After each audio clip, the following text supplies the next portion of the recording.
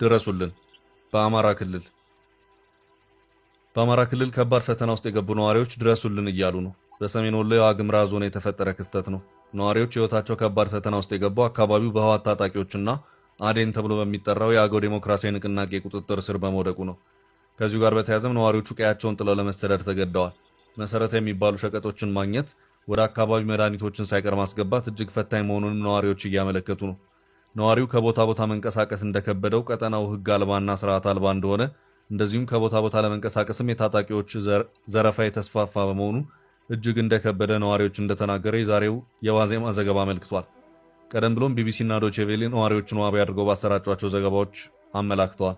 በአካባቢው ከዚህ ቀደም ትጥቅ ለመፍታትና በሰላማዊ ፓርቲነት ለመንቀሳቀስ ከክልሉ መንግስት ጋር ተስማምቶ የነበረው አዴን ተብሎ በሚጠራው የአገው ዴሞክራሲያዊ ንቅናቄ ስምምነቱን ቀሪ አድርጎ የኃይል አስተላልፉን ከህወሓት ጋር በማድረግ በትጥቅ መንቀሳቀስ ከጀመረው አላደር ብሏል።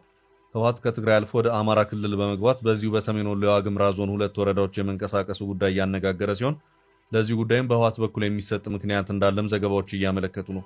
እነ ደብረ ጽዮንም በትጥቅ ለማስወገድ የሚንቀሳቀሱት የትግራይ ሰላም ኃይል ወይም የሐራ መሬት ታጣቂዎች በአካባቢ እየተንቀሳቀሱ ነው በሚል የህወሓት ታጣቂዎች ወደ እነዚሁ 2 ወረዳዎች ዘልቀው እንደገቡም ነዋሪዎች ይናገራሉ።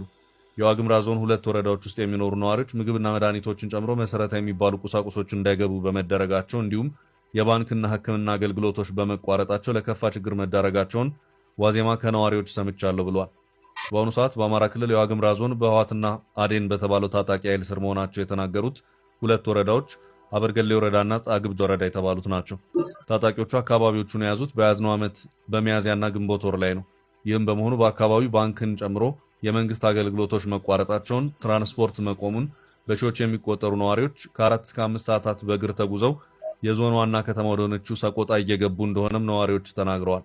በዚሁ ጉዳይ እስካሁን ባለው ሁኔታ በክልሉ መንግስትም ሆነ በፌዴራል መንግስት በኩል የተባለ ምንም ነገር የለም።